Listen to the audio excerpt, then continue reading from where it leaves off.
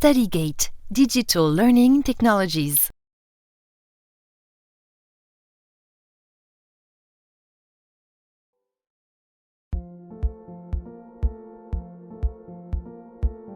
Splénomégalie. Avant de commencer le cours, un petit rappel sur la physiologie de la rate. Quelles sont les fonctions de la rate? La rate, c'est un organe qui est situé en dérivation entre la grande circulation et la circulation portale. Donc c'est un organe qui est très richement vascularisé. La principale fonction, c'est le rôle de filtre vasculaire. Je un rôle de filtre vasculaire. Donc, comme les ganglions, ce sont des filtres de circulation lymphatique. La rate, c'est un filtre de circulation sanguine. Et ce rôle de filtre est assuré par les macrophages et les موجودين في الpulpe rouge. Donc ces macrophages vont phagocyter les globules rouges sénescents, les globules rouges anormaux, اللي فيهم des inclusions, par exemple les corps de Joly, les globules rouges اللي فيهم des inclusions parasitaires, comme le corps de Leishmani, par exemple. Donc c'est un rôle très important. Deuxième fonction de la rate, la fonction immunitaire. En fait, la rate, c'est un organe lymphoïde secondaire, comme les ganglions. Au niveau de la pulpe blanche, donc, il y a des lymphocytes B qui vont synthétiser des immunoglobulines, surtout de type M, qui sont en particulier efficaces contre les germes encapsulés. Il y a surtout le pneumocoque, l'hémophilus influenzae et le méningocoque. Après splénectomie, il y a un risque accru d'infection bactérienne à germes encapsulés. Avec une vaccination, le prophylaxie. Troisième fonction de la rate, c'est une fonction de stockage et de réserve. En fait, la rate, elle stocke à peu près 30% des plaquettes de l'organisme. Les purpura thrombopéniques idiopathiques, parmi les moyens thérapeutiques, il y a la splénectomie. Donc, après splénectomie, le nombre de plaquettes dans le sang va augmenter. À part les plaquettes, il y a aussi un petit stockage des globules rouges. مش برشا chez l'espèce humaine par comparaison à d'autres espèces animales. وذاك علاش في des situations d'hémorragie aiguë, il y a ce qu'on appelle une contraction de la rate. Donc la rate, elle va essayer de se contracter باش تسيب le contenu نتاعها en globules rouges, ومعها هي باش تسيب bien sûr des plaquettes et des globules blancs. Donc on peut trouver une légère hyperleucocytose. En plus, la rate, elle stocke des facteurs de coagulation, notamment le facteur 5 et le facteur 8, et aussi du cholestérol. Quatrième fonction de la rate, elle joue un rôle dans la régulation du débit sanguin, vu la vascularisation importante. Et cinquième fonction, donc c'est une fonction qui est rudimentaire, qui est la fonction hématopoïétique, surtout pendant la vie fœtale.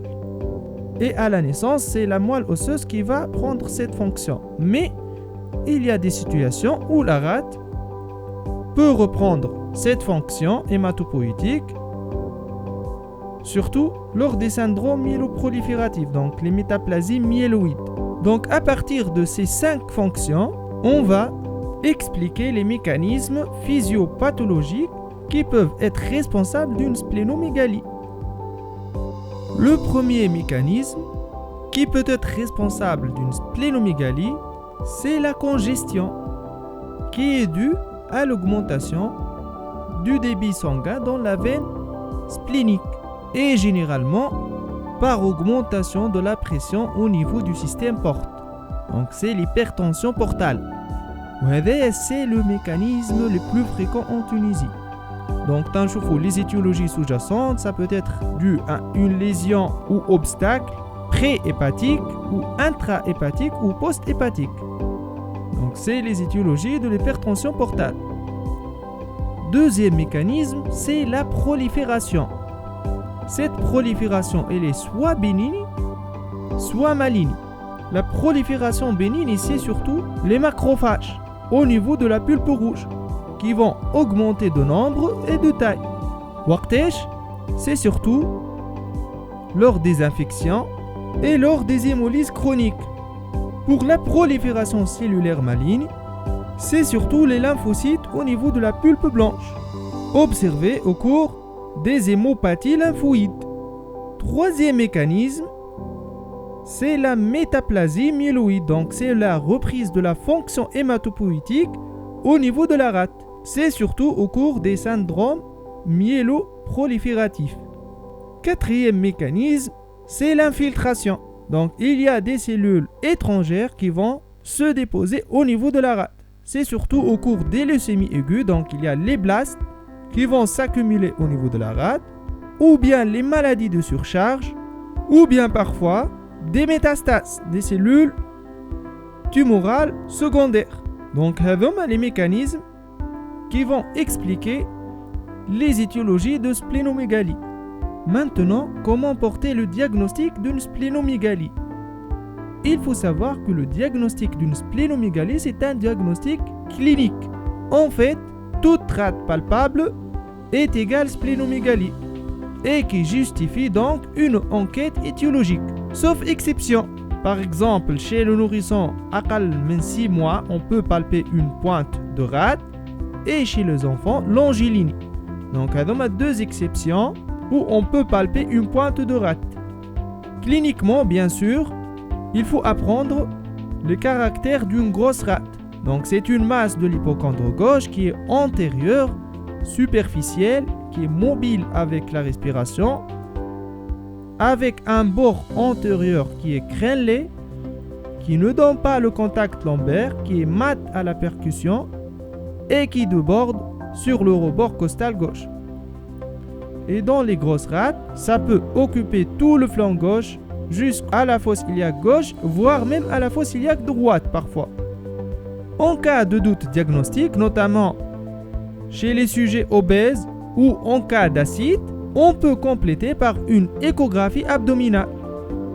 Et la splénomégalie dans ce cas est définie à partir d'une flèche échographique supérieure à 13 cm.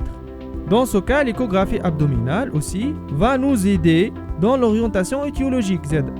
Sinon, si l'échographie est aussi douteuse, on peut compléter par un scanner abdominal, qui est donc l'examen le plus performant. Maintenant, quelles sont les circonstances de découverte d'une splénomégalie? La circonstance de découverte la plus fréquente, c'est une découverte qui est fortuite, ou bien c'est une découverte lors d'un examen systématique motivé par un autre symptôme, par exemple pour ictère, ou bien pour adénopathie, ou bien pour fièvre, ou bien parfois suite à la découverte d'une anomalie à la numération formule sanguine. Deuxième circonstance de découverte, c'est une splénomégalie qui est symptomatique. Dans ce cas, la douleur abdominale, elle est rare en cas de splénomégalie. Elle donne rarement des douleurs abdominales. C'est plutôt une sensation de pesanteur postprandiale ou bien une sensation de plénitude gastrique, donc une satiété rapide. Troisièmement, une découverte devant une complication. Donc là, entre parenthèses, même si les complications de la splénomégalie ne figurent pas dans la liste des objectifs, ينجموا يدخلوا في السوز-objectif نتاع circonstance de découverte de la splénomégalie. La complication majeure de la splénomégalie, c'est l'infarctus splénique. Donc le tableau clinique, c'est généralement une douleur basithoracique gauche avec une fièvre. Le diagnostic se fait au scanner abdominal avec injection et on va trouver une hypodensité triangulaire. Deuxième complication, c'est la rupture de la rate. C'est une douleur aussi basithoracique gauche avec un état de choc hémorragique. Et la rupture de la rate, elle fait suite souvent à un hématome sous-capsulaire. C'est une rupture en deux temps. Troisième complication, c'est l'hypersplénisme.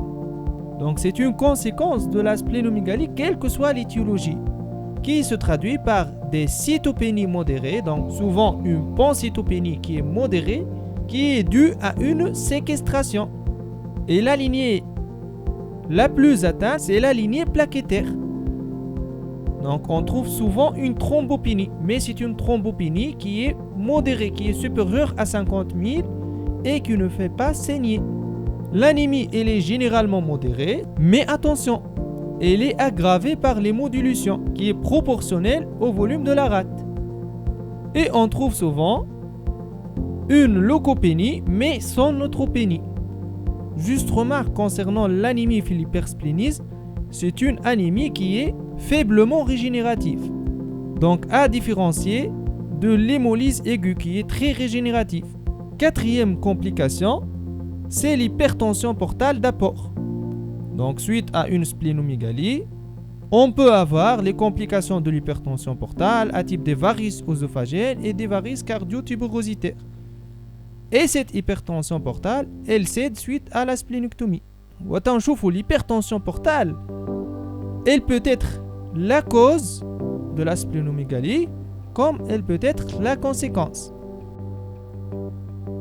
Pour le diagnostic différentiel d'une splénomégalie, il se pose devant une masse de l'hypocondre gauche. Donc, il faut différencier une splénomégalie d'un gros rein gauche.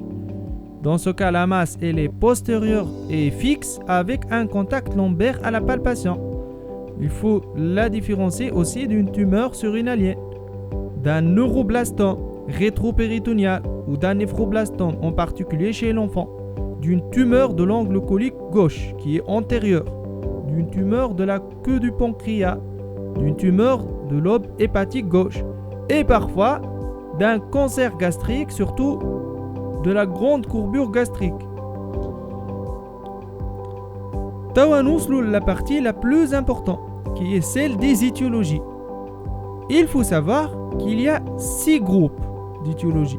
Il y a 3 qui sont fréquents, qui sont l'hypertension portale, qui est la cause la plus fréquente en Tunisie, les causes infectieuses et les hémopathies. Il y a les hémopathies bénignes et les hémopathies malignes.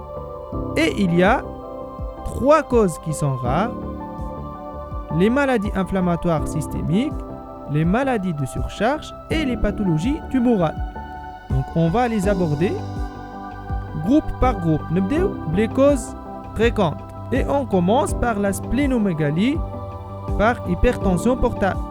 Donc la splénomégalie, elle est de mécanisme congestif. Et une particularité de la splénomégalie, c'est qu'elle peut régresser lors d'épisodes d'hémorragie digestive par rupture des varices œsophagiennes. Donc la pression elle va chuter, la splénomégalie elle va régresser. Bien sûr, le signe d'HTP, la circulation veineuse collatérale abdominale, l'acide et les varices œsophagiennes ou cardio-tuberositaires. Et dans ce cas, les causes sous-jacentes, ce sont les causes de l'hypertension portale. Donc il y a surtout les blocs intra-hépatiques, la cirrhose, le carcinome hépatocellulaire, la sarcoïdose, la sarcoïdose tati, splénomégalie par hypertension portale ou la splénomégalie dans le cadre des maladies inflammatoires. Et il y a aussi les blocs infra-hépatiques, surtout la thrombose de la veine porte ou de la veine splénique, et les compressions extrinsèques d'origine surtout tumorale. Enfin, il y a les blocs supra-hépatiques, c'est surtout la thrombose des veines sus-hépatiques dans le cadre d'un syndrome de Budd-Chiari. Deuxième cadre étiologique, c'est les splénomégalies infectieuses. Dans ce cas, on va distinguer les infections bactériennes, virales, parasitaires et mycosiques. Pour les infections bactériennes, il faut savoir que la splénomégalie, elle accompagne les infections bactériennes graves. Donc, surtout les septicémies apiogènes, notamment les septicémies ABGN. Donc, les signes d'orientation, c'est les douleurs abdominales, les rachialgies, le syndrome infectieux avec une fièvre de type canalaire. Et la splénomégalie, dans ce cas, elle est modérée. Il y a aussi l'endocardite infectieuse. La splénomégalie, elle est présente dans 50% des cas. C'est une splénomégalie qui est modérée. On a aussi la fièvre typhoïde et la brucellose. Dans ce cas, à l'hémogramme, on peut trouver une leuconeutropénie. Les abcès apiogènes. Dans ce cas, le diagnostic est échographique. Et la tuberculose des organes hématopoïétiques. qui donne un syndrome infectieux intense, une hépatosplénomégalie, une altération majeure de l'état général avec une pancytopénie. Le diagnostic dans ce cas, il faut faire un myélogramme et une myéloculture pour isoler le BK. Et le pronostic, il est très grave en cas de tuberculose des organes hématopoïétiques. Deuxièmement, les infections virales, la mononucléose infectieuse surtout, donc qui donne aussi des adénopathies, une angine, le plus souvent pseudomembraneuse, et à l'hémogramme, on trouve un syndrome mononucléosique. Donc on peut trouver une bicytopénie, une anémie avec thrombopénie, avec hyperleucocytose, à prédominance lymphocytaire. Et au frottis sanguin, ce sont des lymphocytes activés hyperbasophiles. Il y a aussi le CMV, la primo-infection à VIH. Dans ce cas, il y a notion surtout de diarrhée prolongée, de fièvre et de sueur nocturne avec des polyadénopathies, l'hépatite virale B et les entérovirus. Troisièmement, les infections parasitaires, le paludisme. Dans ce cas, c'est une splénomégalie modérée en cas d'accès palustre, mais qui est volumineuse si le paludisme est chronique. La leishmaniose viscérale, dans ce cas, la triade splénomégalie, pâleur et fièvre anarchique ou fièvre folle, altération de l'état général, une adénopathie, une hépatomégalie. Et il faut faire la sérologie et faire myélogramme, bien sûr, à la recherche de corps de leishmanie. Il y a aussi le kyste édatique splénique, la bilharziose, la toxoplasmose et l'abcès amibien. Quatrièmement, les infections fongiques ou mycosiques qui donnent généralement une hépatosplénomégalie. Donc c'est surtout les candidoses systémiques et l'aspergillose invasive chez les sujets immunodéprimés. Une question est-ce que la présence de diarrhée est en faveur d'infections parasitaires? Non. La présence de diarrhée, c'est surtout en faveur d'infections virales, notamment VIH surtout. Troisième cadre étiologique, c'est les hémopathies. نبداو les hémopathies bénignes, اللي هما surtout les hémolyses chroniques. C'est uniquement les hémolyses intratissulaires اللي يعطيو splénomégalie. Les hémolyses intravasculaires ne donnent pas de splénomégalie. Bien sûr, en faveur de l'hémolyse, on a la pâleur qui traduit l'anémie, l'ictère. Mais attention, l'ictère avec splénomégalie, Z aussi, ça peut traduire une hépatopathie dans le cadre d'une hypertension portable. Donc attention. On a aussi les ulcères de jambes qui est un signe d'hémolyse chronique, surtout dans la sphérocytose héréditaire, et les antécédents familiaux de cholécystectomie dans le cadre d'une lithiase pigmentaire ou bien de splénectomie. Donc c'est surtout la sphérocytose héréditaire, le déficit en pyruvate kinase, la bêta-thalassémie, et ça donne souvent une splénomégalie volumineuse supérieure à 10 cm. Donc parmi les causes de splénomégalie volumineuse, c'est les hémolyses chroniques. Pour la drépanocytose, il faut savoir qu'en cas de drépanocytose majeure, le plus souvent, on n'a pas de splénomégalie parce qu'il y a une atrophie de la rate par des infarctus récidivants. Néanmoins, dans les formes hétérozygotes, il peut y avoir une splénomégalie à l'âge adulte. Il y a aussi les hémolyses acquises, donc les anémies hémolytiques auto-immunes avec un test de Combs direct positif. Et dans ce cas, systématiquement, il faut toujours ne pas retenir seulement le diagnostic d'anémie hémolytique auto-immune. Il faut chercher la cause, notamment un syndrome myéloprolifératif ou un syndrome lymphoprolifératif sous-jacent. Pour les hémopathies malignes, il y a 3 groupes. Il y a les hémopathies lymphoïdes, donc les syndromes lymphoprolifératifs, qui donnent souvent une splénomégalie avec des adénopathies. C'est surtout la leucémie lymphoïde chronique, LLC, donc, qui donne une splénomégalie, des adénopathies bilatérales et symétriques, avec à l'hémogramme une hyperlymphocytose. Le diagnostic qui se fait par typage des lymphocytes circulants. Il y a la maladie de Waldenström, la leucémie à tricoleucocytes. Dans ce cas, on a un aspect de lymphocytes chevelus sur le frottis. Les lymphomes, bien sûr, hodgkiniens et non hodgkiniens. Et il y a les lymphomes spléniques primitifs. Dans ce cas, le diagnostic est le plus souvent fait après splénectomie.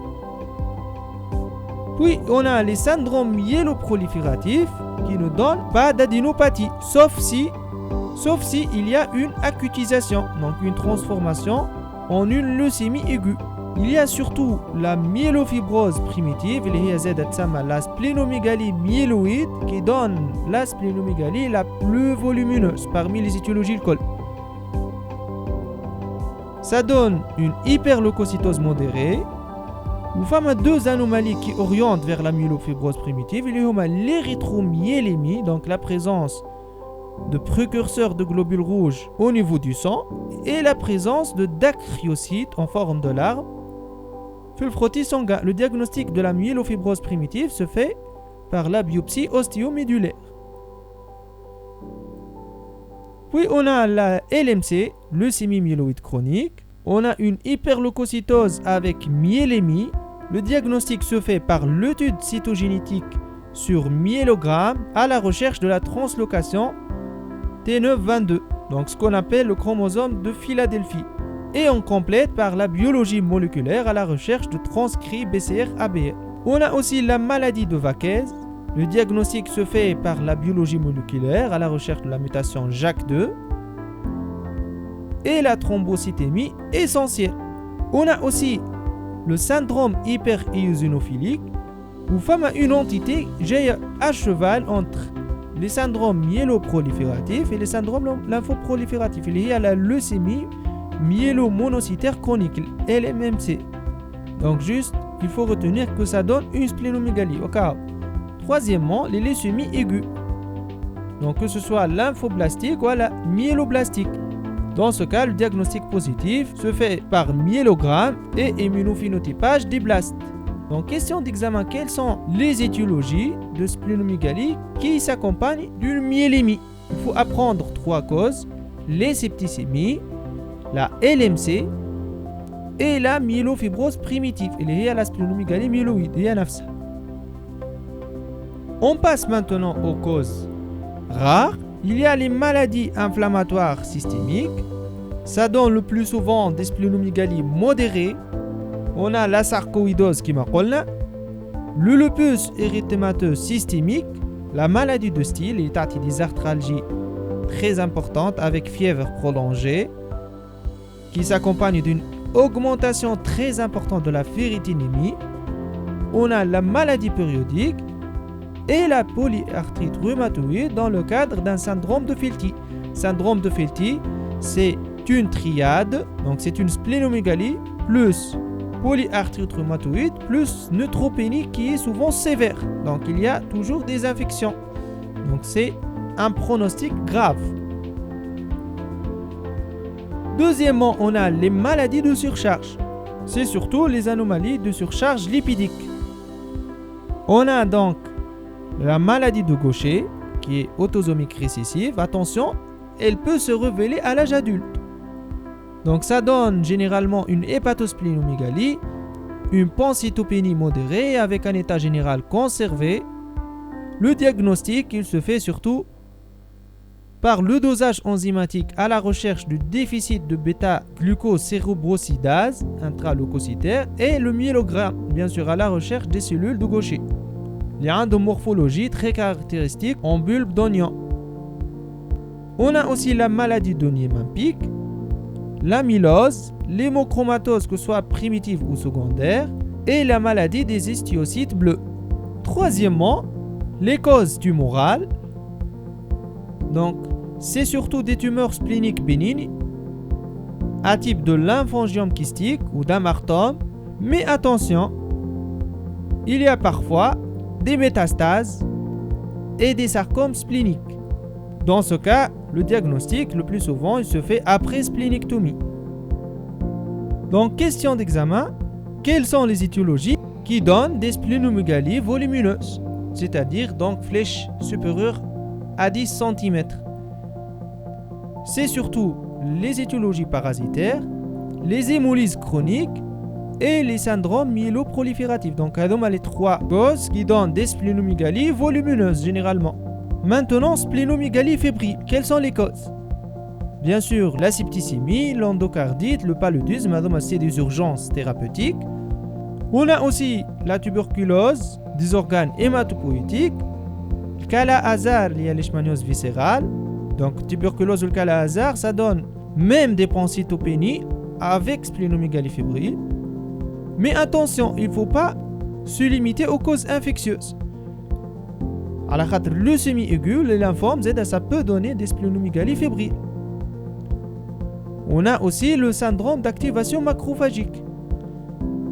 C'est un syndrome clinico-biologique. Généralement, il survient chez un terrain de déficit immunitaire, que ce soit primitif, dans le cadre d'une lymphohistiocytose familiale, ou bien secondaire. C'est surtout des patients qui ont des infections graves, qui ont tuberculose, par exemple, des organes hématopoïétiques, ou des maladies inflammatoires, qui ont le lupus, et ça se traduit par une fièvre constante, une hépatosplénomégalie, une pancytopénie, avec à la biologie une hypertriglycéridémie, une hyperferritinémie, une baisse du fibrinogène et une cytolyse. Et le diagnostic, bien sûr, il se fait au myélogramme qui montre des images d'hémophagocytose. Maintenant, adénopathie et splénomégalie. Quelles sont les causes? Il y a les infections virales, donc c'est surtout la mononucléose infectieuse. Il y a aussi la syphilis secondaire, il ne faut pas l'oublier, ça donne des adénopathies avec splénomégalie. Pour les causes inflammatoires, il y a la sarcoïdose. Et pour les hémopathies malignes, on a la leucémie aiguë et les syndromes lymphoprolifératifs, LLC ou lymphome de Hodgkin ou lymphome non hodgkinien. Ictère plus splénomégalie. Dans ce cas, qui m'a dit deux choses à évoquer, soit c'est une hépatopathie, dans ce cas la splénomégalie cadre avec une hypertension portale, ou bien c'est une hémolyse intratissulaire chronique. Maintenant, pour l'orientation étiologique devant une splénomégalie, qu'est-ce qu'on doit faire? D'abord, la première question devant toute splénomégalie, est-ce que c'est une splénomégalie fébrile ou non? Les causes d'une splénomégalie fébrile, c'est des causes bien déterminées. Le plus souvent, c'est des urgences. Donc, il ne faut pas passer à côté. Puis, pour l'examen clinique, il faut chercher surtout 3 éléments: l'hépatomégalie, les signes d'hypertension portale et la présence d'adénopathie. Donc, les 3 éléments avec la fièvre, c'est des éléments très importants pour l'orientation étiologique. Pour les examens complémentaires, bien sûr, le principal examen complémentaire, c'est la numération formule sanguine.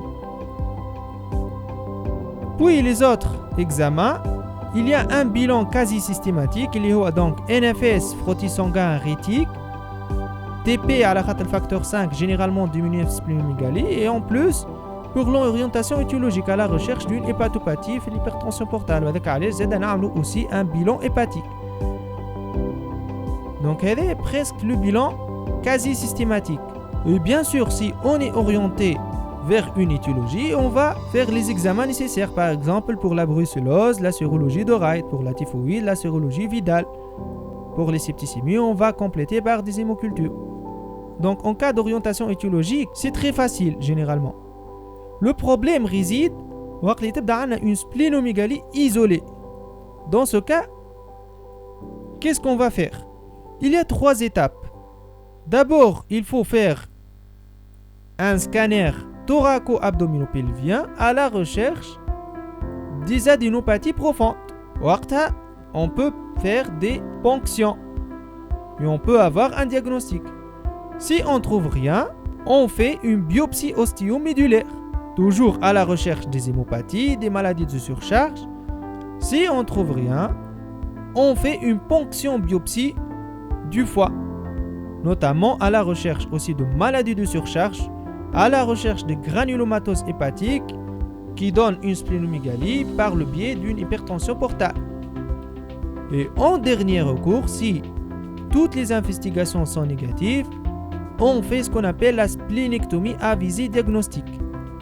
Dans ce cas, on peut tomber sur un lymphome splénique primitif, ou bien une tumeur splénique primitive, ou bien des maladies de surcharge. Dernière remarque, le myélome multiple et l'aplasie médulaire ne donnent ni adénopathie ni splénomégalie. Donc, on a le QCM à ne pas cocher.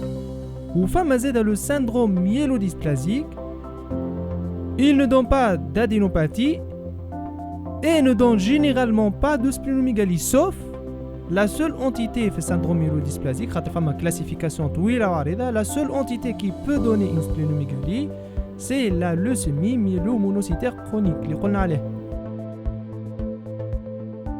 StudyGate Digital Learning Technologies.